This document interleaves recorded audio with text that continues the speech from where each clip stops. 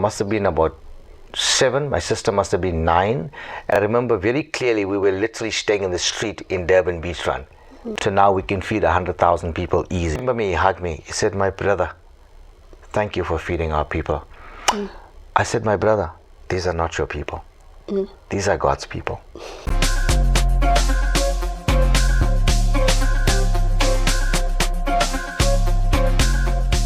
Across South Africa, many people are dedicating their lives to make sure that other people's lives are taken care of. But who else covers them? Do we know them? Have you managed to even take a moment and know who is doing what in your community? Pastor Kevin, you come from a background where you're giving to the community. Take us through how your day looks like. So on any given day, it starts with 3 things, I would say. Yes, prayer, praise God for that, and honoring the Father. But apart from that, it starts with 3 things. 1, who's going to text me today? All right. 2, which area or go-go or child care home is going to say that somebody let them down. And the third thing is, how do we fuel ourselves to get the food there to them? So those are the 3 things that's catastrophic. So we always get called for something, but we always got to think, how do we respond to getting what we have to them? We've got it. We do have the food. We have the infrastructure where we can get fresh food even to them. Right. We get stagnated with mobility, especially now with fuel prices. That damages us a lot. But yeah, we are ready.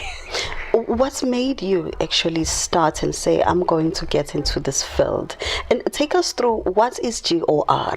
So GOR is an entity, it's a faith-based entity, but we obviously do non-faith places, areas, families. We don't streamline it only for that. It's Generation of Radical. And how this started, it started 17 years ago when I was way younger than now. I'm like, oh, right. And so we started this thing when we were in our 4th year as a couple, and we wanted to launch something where we want to leave a legacy for the generation, because it's good to do something for now, it's good to feed the community, it's good to take care of a social injustice, but what's going to happen to a president 5 campaigns from now, 20 years from now? Can that president say, wow, they did something? So we wanted to create something for the generation, and then we said, let's be radical about it. Let's not just do it where we have a soup kitchen, you come, you get your food. All of that is good and well, but what happens to somebody that's crippled? What happens to somebody that's blind? How do they find the soup kitchen? And so that's where the name Generation of Radical came. So we said we'll be radical in how we do it and where we do it. So you actually do go to those places. I heard you said your resources are now somehow also in making your work not move as fast as you like to. 100%. So we take the work to them, and the reason how that came about, if I can just throw it in there, where the burden started to take something to them, apart from the name we created. My father passed away when I was 2 days old. So I don't know what it is to have a dad, see a dad, say Happy Father's Day. My mom was illiterate. She didn't know A was a word and an alphabet. She didn't know I was an alphabet and a word. So she was that illiterate. How we came so far with her being like that was just the grace of God. And so I remember when I was small, I must have been about 7, my sister must have been 9, and my mom. And I remember very clearly we were literally staying in the street in Durban beachfront. We'd get there like 5, those days, back in the days, talking like 40 years ago, we'd get there like 5, those days, back in the days, talking like 40 years ago, you'd have the red boxes on the beach. So we would climb up there, even my mom, and we'd sleep in there. In the morning when we hear voices, we know somebody is surfing, and so we climb back down. And so we'd beg the shops for like a quarter loaf of bread, and we'd go to 100 shops, will turn us down. Then we'd get it. And so it burned and kept the desire, not of anger, it kept the desire that God, one day can we make a change. And we are here today where we can say from struggling to 100 shops for a quarter loaf and not getting it, to now we can feed 100,000 people easy, but just by the grace of God. That is so amazing. Just by the grace of God. That is so amazing, Pastor. I mean, you have lived and you have witnessed and experienced the life where you had nothing at all. no household. And I like that you were here in Durban. Yep. Nobody will say we're talking about something that is far away from here. Here in the very same Durban. In the city, yeah. But here you are, and you're giving back to the community. That is just an absolute beautiful story to hear. An amazing one as well. We thank God for that. Now, why do you think people often overlook the actual work that people like yourselves do? Because you find many times people are unaware that you are doing 1, you are doing 2, and you are doing 3, and that sometimes feels like, but we were here for the community itself. But how are people have been taking your work over the years? I mean, two decades now. Yes. So what happens, an interesting question you asked. So for some reason, when we fell in love with God, we fell in love with not just the creator, but the character of the kingdom. And so I hope I'm not going to shoot myself in the foot by answering you, but I'm going to answer with honesty. Right. And so the character of the person, which is Jesus, and the character of the kingdom culture is different. It's the same thing, but somehow it's thought different. And so the character of the kingdom teaches us that in Deuteronomy 28:13, that we are givers and not takers, we lenders and not borrowers. And somehow I think in a downward way, I've allowed that scripture to work, but also work against me. Right. And I'm saying that with integrity and honesty. And so when we have the structural funding and aid support from family and friends and community, we do it. And if not, we won't do it. And then when we come to disaster, like what we're going through now, which we will be respectful and just keep it toned, we would try to see who we can phone and find out, can you pay for diesel? Can you pay for that? Can you help with this to cook? And so we find ourselves in the position where we need something big sometime, but we don't know which door to knock. Are we authentic? Any foundational leader will say yes, they are. Are we genuine? Any foundational leader will say yes, we are. But like I always tell people, the proof is in the result of your social page, what you do, but also more so, I always tell people, to prove the reliability that we have integrity, go to somebody we helped 5 years ago and ask them, is GOR still working in that community, the town, the area? And they'll say, yes, we are. So we don't break formation because there's another disaster. Right. We always remember an old auntie, a go-go down the road, because at the end of the day, they relied on us. And we may not be able to give them food for 1,000 people, but making a call, go, can I give you for 10 people herbs? It's a phone call. So we don't break relationships. We do, yes, 100%. 100%. This is really wonderful. Yes. Now, Pastor, I'm going to put this one out there. Last week you called me, and in a heated call, I'm not going to mention it, but I will say one of the fundamental questions you asked me was that, where is the Christian stories? Yeah. That broke me. Yes.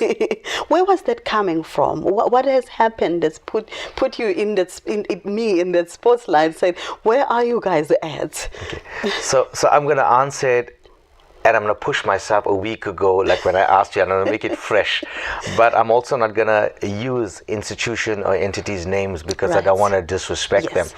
It came from a place of me falling in love with Jesus. I was not a Christian. I was following a different faith. I believed it worked. And then I was like 13 years old and I'm still poor. 13 years old, I don't even own a shoe. 13 years old, I'm finding a toy in the bin. One car without 3 wheels on. And so it came from that place. And then I fell in love with Jesus. And then I got to know that his goodness works for everybody. And then years later, I'm now 20, and then I'm 30, and then I'm 40, then I got kids of my own. And then I'm doing all this work. It's 2 almost decades later. But I don't see the so-called inverted commas, the Christian stations, entities covering a story, not of me, not of my institution. I don't see them in the field. I've never, and God willing, maybe they have, I've never seen them spend 3 hours doing a proper, not just an expository, but covering stories on a one-on-one. I see other people do it. I see them fold their legs, sit on the floor, do a one-on-one interview. And so it is coming from a place of not anger, but hurt. Because here I am. I gave up everything to follow this character, the culture, and the mandate of the gospel. But I don't see those that have the infrastructure taking it to another level. And so I phoned A, B, and C institutions. I phoned all of them. And they had the saddest answers. Like, oh no, but Pastor, but we do, oh yeah, you do cover it? I haven't seen it. Exactly like how I expressed my thoughts to you. I haven't seen it. But Pastor, no, we do our fair share. I didn't ask if you do your fair share. Do you do it?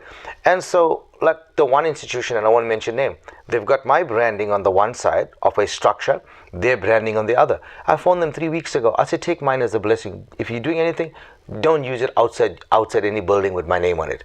Because it tarnishes generation of radical. Because you're saying you do things, I don't see you do it. So in other words, you're embarrassing what we stand for, which is the character of Jesus. We the hands and feet. And so it was just coming from that place of frustration that we have what it takes in terms of media, in terms of video graphics, etc., but we're not putting it out there, and so people, they can't see that Christians work together, but we are. But I'm saying if anyone should be pushing it, it's the Christian entities that can push it, So yeah. Absolutely.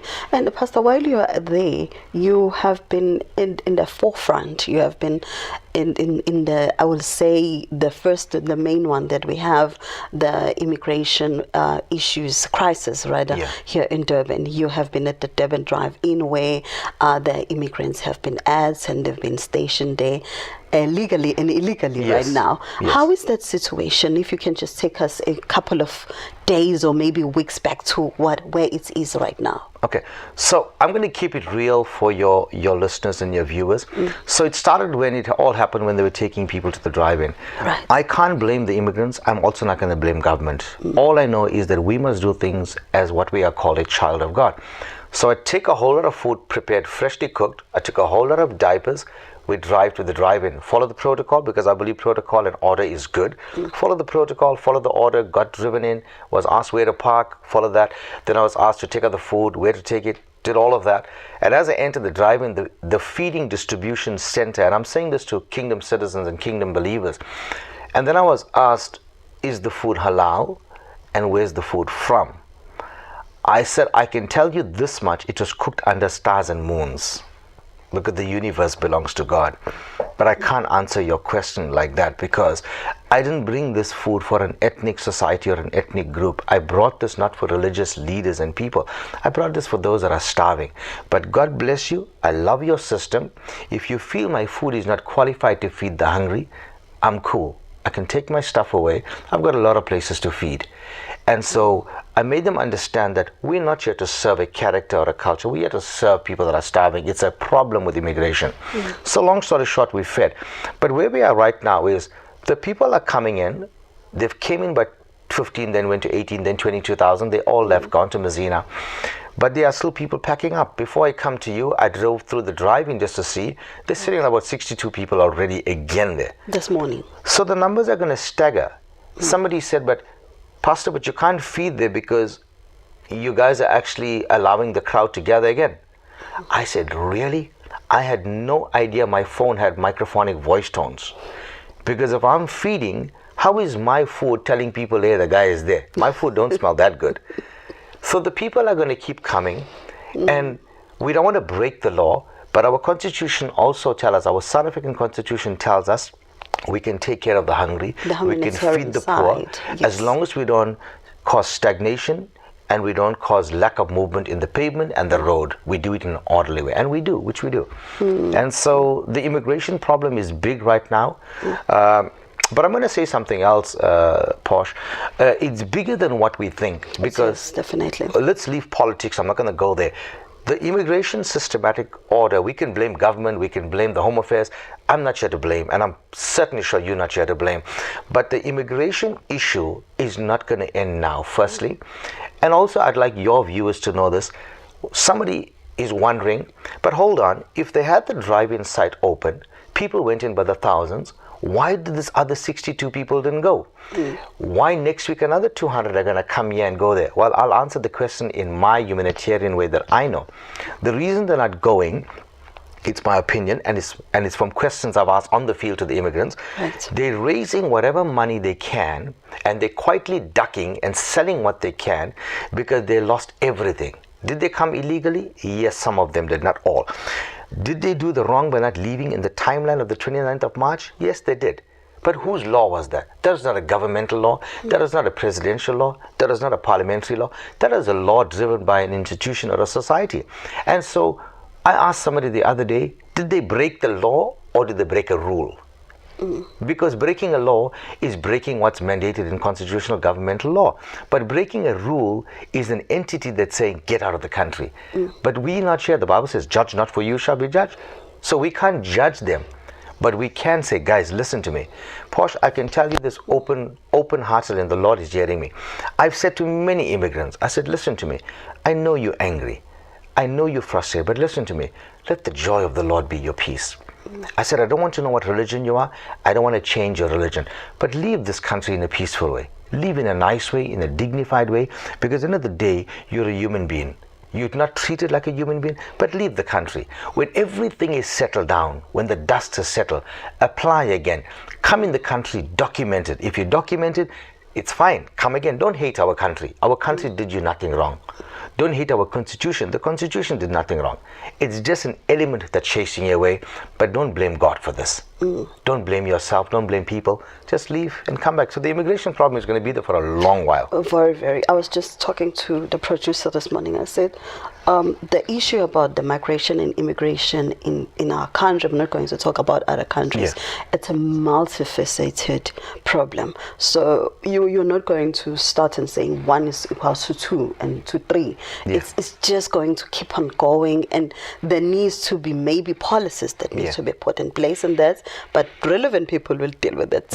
Ours is to just maybe assist on the humanitarian side, as you are saying right now, that you do assist with feeding people, ensuring that people are taking care of kids, especially. That was really, really devastating to see and watch. But Pastor, now, the positive stories, they struggle to get to the community.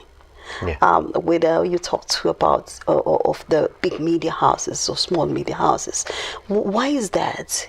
Because you're in the field and you're always doing this good stories or good human angled side of stories in my look. So what's happening is the communities are getting the right information after that, but because their mind got the wrong information, they're like, I don't want to read this thing.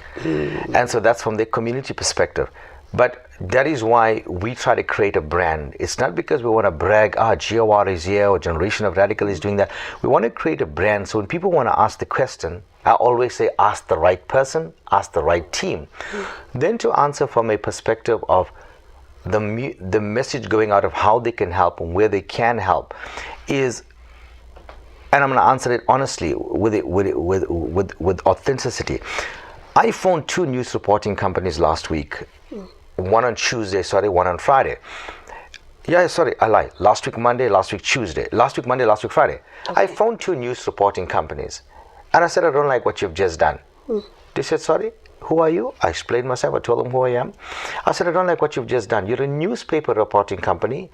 You're a television reporting company. What you've done is an injustice. They said, how so? I said, you've done an injustice because I'm not just a worker in the field. I'm a parent. I'm a father. I come with that kind of ethics first. Then I come as a frontline humanitarian, and I use the word frontline to them because I said I don't do this for show. I do this because nobody knows what I look like. Nobody knows who's the structural founder behind things. So I said I come as a frontline, and I saw on different occasions, this is what you guys done. The guy said, what you've done. I said, let me tell you what you've done. You covered the story on Monday, fair enough, at the Hoy Park. You covered the story about 7 or 8 buses came and they were loading the Zimbabwe nationals in, and your reporter also did a slight 92-second video showing the children, showing the adults, showing them loading in the bus. I said, your reporter should have done 2 things. Firstly, your reporter should have mentioned all of these buses was paid by the Zimbabwean government. Okay. They put $1 million front and they paid for all the buses. Your reporter should have also stated on Thursday, the same week, another 5 buses are coming already paid for by the Zimbabwean government. Cover the story, but cover the right story. Because we're getting the wrong so-called humanitarian wings, getting the frontline exposure, and God bless them for what they're doing. but God must bless them for doing the right thing in the right place. But if you don't tell the right story, the Zimbabwean government has played a phenomenal part, in my opinion. They need to know. And then secondly, I said, how dare your reporter do what they did? They said, what did he do, Kevin? I said, if another entity, and I won't mention the name, was there, they'll make sure they get them on camera shot, make sure they do the camera viewing past them, and then continue, and so was here doing this. My entire team of 23 people was there for 5 hours, making sure the Zimbabweans had food in the buses. Then we loaded the buses with food. We gave extra water. We took 3 back and forth trips to the store. We bought diapers, baby cream for the children. But your reporter never even spent 5 seconds on a video shot of one team member. I said, do you not think that's derogative? And so to answer your question, the reason why people can't support us and they can't help us and they can't fund our projects is because the newspapers and certain viewing channels, they choose to elude and edit who they want must be seen and who they don't want.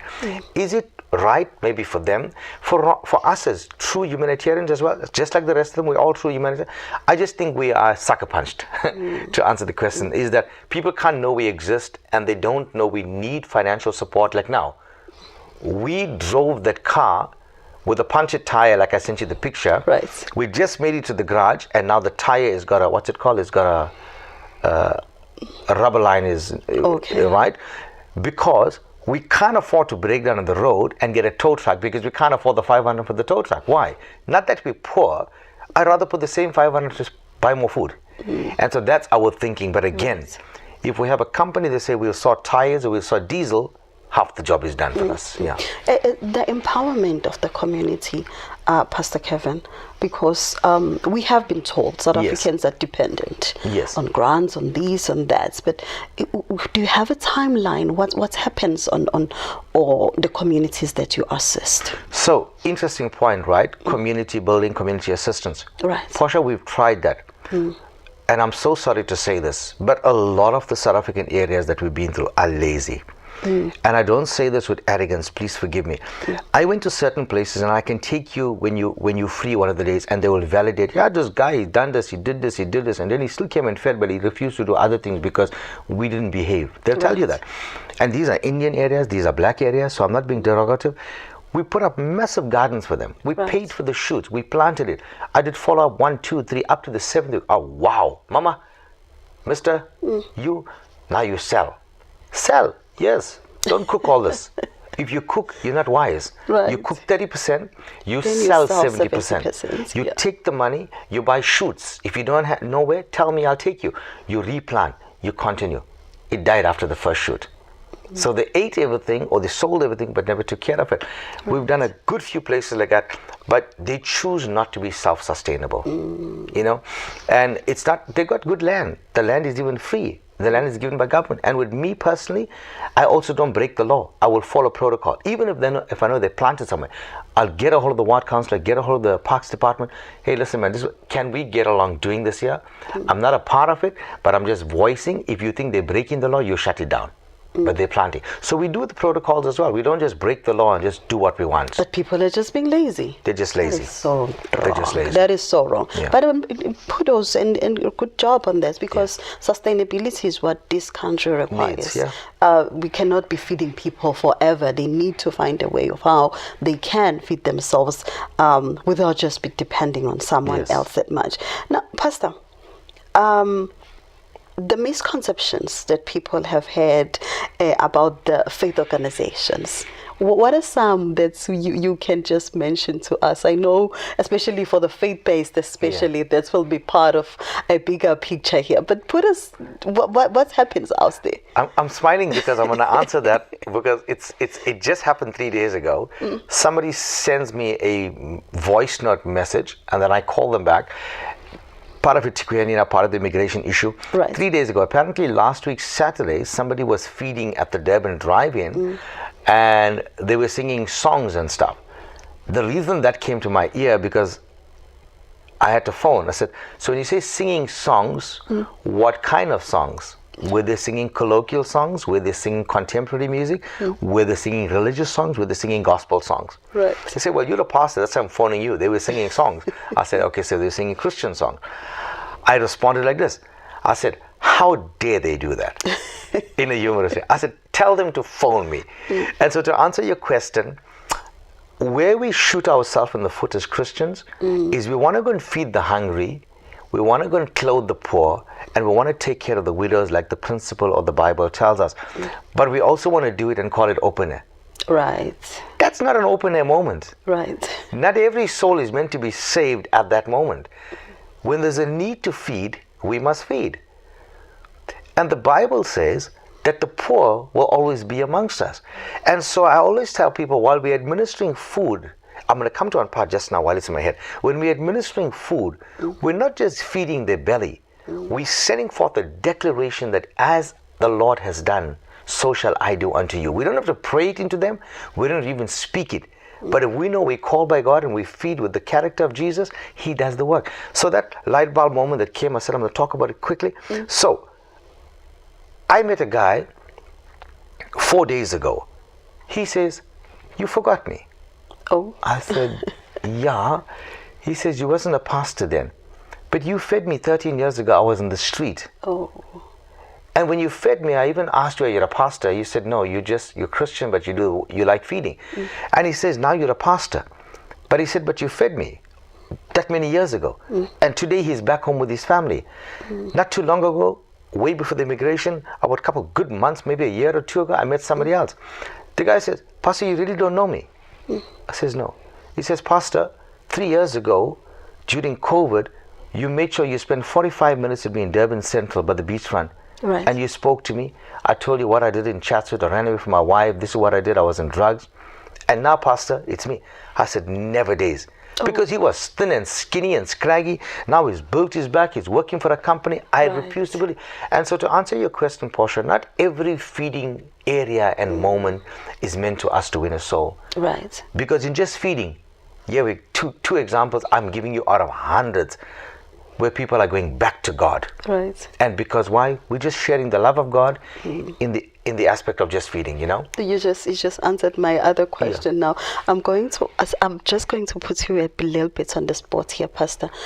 Before we came on we were talking about you feed the what we call them paras, but these are brothers and sisters who are in intense drug substance abuse. Yes. And the city has pushed them into King Dinizulu Park here in Durban. You mentioned an example where you're feeding a person who still has a needle there, but I mean, from a perspective of Christianity, as I know, they'll be like, no ways, I won't do this. But here you are, and you are saying, I'm going to share this because this is what me and my God, I said I'm going to do it. Yeah. The importance of that, or the highlights of that. Give us this particular moment. So I'll give you a fresh example. So on Saturday, we had prepared food for 1,650 people. Right. So we fed the drive-in, and obviously the drive-in inside is out, now they're outside, so we didn't feed too many there, were less. Then we fed Moore Road, which is the asylum seekers. And so we had a whole lot of food left. 900 people more could get food. And I don't believe in taking the food and coming the next day. Then I rather just go to KFC and tell them I want the food from the bin. I believe what we eat out of respect, we feed the people. A homeless person is not a dog. That's a homeless person. They're just called homeless. And so I believe we give them integrity when we feed them. And so I said, let's go, guys. Let's go and feed here. And then one of my guys, and he was here. He just came now. He went out. And he says, Pastor, but there's only 3 of us. I said, yeah. He said, Pastor, there's 100. They'll gang dash us. I said, yeah, they will. He said, they'll jump on top of us. I said, they will. He said, Pastor, they're going to jump for this food. I said, they will. I said, well, if you're wearing the vest, that's what you're going to do. If you don't want to do it, put my vest in the van and take a taxi home. I'm very strict. If you're representing the brand is not Generation of Radical. The brand is a faith-moving organism of Jesus. That's what I believe in my heart. That's what GOR is. There's an acronym, but I believe it's a faith-moving organism. Right. And so he smiled. He said, I'm laughing. Let's go. So we get there, we park. I'll go backwards and then I'll come back to the front of that story. So while we're busy feeding them, and they came by the hundreds, one of the black guys that was walking past, very neatly dressed gentleman, maybe in his like mid-50s, African guy, he stopped. He's looking like for a couple of good seconds. I said, hi brother, how are you? He came by me, he hugged me. He said, my brother, thank you for feeding our people. I said, my brother, these are not your people. These are God's people. 2 seconds. I said, hi brother, how are you? He came by me, he hugged me. He said, my brother, thank you for feeding our people. I said, my brother, these are not your people. These are God's people. And so if you're hugging me because they're black and you're black, thank you. But they're God's people. And so when I'm feeding, I'm not feeding a black man here. I'm not feeding a para. I'm feeding somebody where the devil robbed them of their joy. Right. They're not here because of an addiction. They're here because somebody did not remind them that Jesus gives them joy. And so we started to feed, and they were coming there lined up. And in the middle of all of that, it was humorous, because then the guy says, sorry, I'm a doctor, where must I stand? So the guy from the middle of the crowd, he comes with the gown. I got the pictures to show you. He comes with the full doctor's gown. So like how you get the thing to hear the thing. Right. He's got an earpiece on, earphone on, and he's got injections. So his job is to give injections to those that need drugs. All right. And so that's what I was saying. A lot of them would come, but they got a needle in the arm. They forgot the needle is there, but they're standing for the food. Now, as humorous as it might sound to your viewers that are listening, that is how desperate and hungry people are. Oh, yeah. Some of them, I'll give them 2 slices bread. For example, Saturday, it was all packed in 2 slices. They can see with their eyes, there's thousands of slices. Portia, would you believe me if I tell you that one person forced front of the line for another slice? They took it out of respect, turned the line, and they went back and they didn't even cut the line again. And so it tells us there's a need and there's a starvation problem. The humanity is there. The government and the systematic council order we have, they saying that they're fit for nothing, they're drug addicts, they don't deserve it, they steal. Fair enough. But the government is not talking about one fundamental thing that Christian people can fix. There's a starvation problem. Some of them has not eaten the meal for 4 days. And what meal did they eat? From the bin. Because I'm not sure if you're aware how it works. Geographically, they're not allowed to leave that area. Right. They will get arrested. But I'm not sure if I'm allowed to say this. When they get arrested, they don't get incarcerated into a prison judicial system. Their arrest works very differently. Their arrest works in where they get taken out of the city town. If it takes them 4 days, they walk back. Right. I've been feeding the city of Durban for going 9 years now.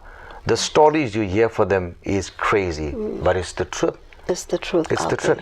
I met white people that's chemical engineers because of alcohol, they finished in the street. I met black people that were doctors and lawyers that are in the street because of drugs.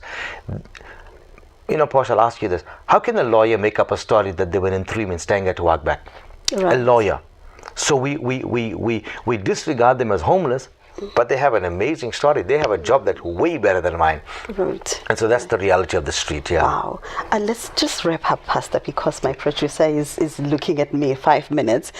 The younger you, the younger Kevin in the streets of Durban, did you know that you're going to turn up this and give an advice to the next generation? So, no, I honestly didn't know this would be me. I remember when I was at the age of 16 going 18 or 13 going 18, I literally remember bunking school, taking a taxi, which was R2.50, right, coming to Durban, enjoying the whole of Durban, walking anywhere, and then taking a taxi back home after school like it's normal, like I went to school. Oh, wow. It was fun, it was excitement. We never saw so many homeless people. We never saw poverty like we're seeing now. I would have never thought in my wildest imagination that years later this is where I'd be. And when I see all of this or seeing it still happening, I still ask God, how can we do more? What can we do to change the next generation? Yes. My desire, and I'm hoping this answers the last question, my desire as what I think we can do different, I'm praying and trusting God that different faith-based institutions, different faith-based social platforms, different faith-based airtime channels can bring a meeting together. Let's coerce and converse in a conversation. What can we do to change the next 50 years in South Africa? Right. We can pray, we can fast, we can preach, but really, is that going to change the next 50 years? I don't know. I'm going to be dead. Because at that time, I'm going to be closer to my 100 than I'm going to be closer to my 50. But if we come together with ideas, we can make it work. That is why somebody asked me the other day, but Pastor, you're a pastor. Why don't you go for fraternal meetings? I said, I used to go. And I stopped because I realized I don't need to go and hear a 15-minute preaching and then have a meal and go. I want to know that pastor raped somebody in his church. What signages, what design can we design to say the child that's getting raped? When you see that logo, pick it up so we know you're getting raped.